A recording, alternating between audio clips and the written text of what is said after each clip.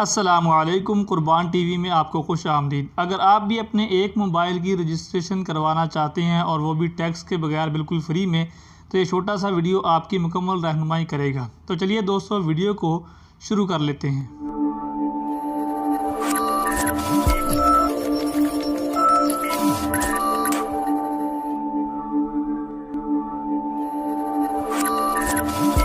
सबसे पहले आपने ये कोड डायल करना है *8484# *8484# ये डायल करके आपने सेंड कर देना है। आपके सामने ये सारे ऑप्शंस आ जाएंगे। यहाँ पर आपने नंबर 1 को सिलेक्ट करना है, रजिस्टर मोबाइल डिवाइस।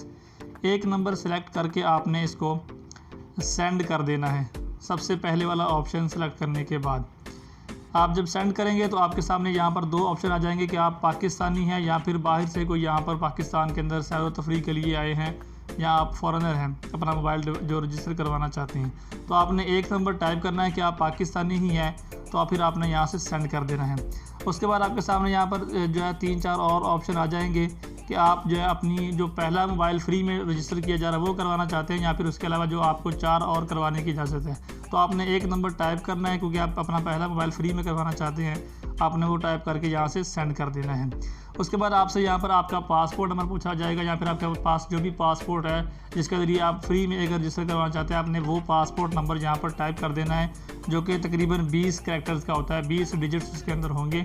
वो आपने पासपोर्ट नंबर के मुकम्मल यहाँ पर टाइप कर देने हैं। ये पूरी ध्यान और तवज्जो से आपने नंबर टाइप करके सेंड कर देना है।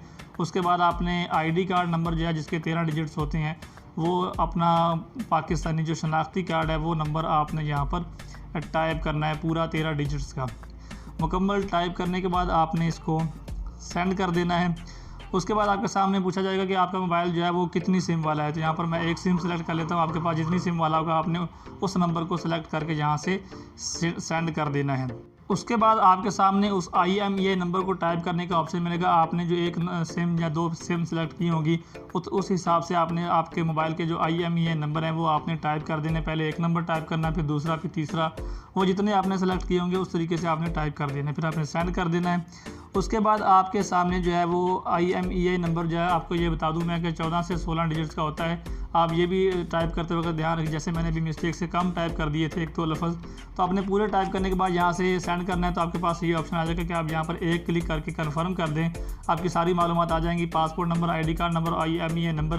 तो आप सारी चीज़ें आप देख लें, आपने सही टाइप की हैं। उसके बाद आपने एक पर क्लिक करके इसको सेंड कर देना है। जब आप सेंड कर देंगे तो आपके पास एक मैसेज आएगा, कुछ इस तरीके से वो मैसेज आपको शो होगा, जिसके अंदर आपको पता चल जाएगा कि आपकी रिक्वेस्ट जो है वो चली गई है, और आपका जो है जल्दी उसके उनकी तरफ से PT की तरफ से आपको रिप्लाई जो है वो कोई ना कोई आ जाएगा।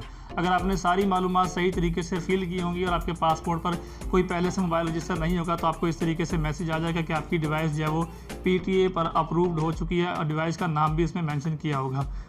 तो उम्मीद है आज का ये छोटा सा वीडियो आपके लिए हेल्पफुल रहा होगा। वीडियो को लाइक कर दीजिए, चैनल पर नए हैं तो उसको सब्सक्राइब कर लें, साथ में जो बेल बनी उसको दबा लीजिएगा ताकि आने वाली अपडेट्स आपको मिलती रहें। कोई सवाल हो आप नीचे कमेंट कर सकते हैं, आपको रिप्लाई ज़रूर मिलेगा।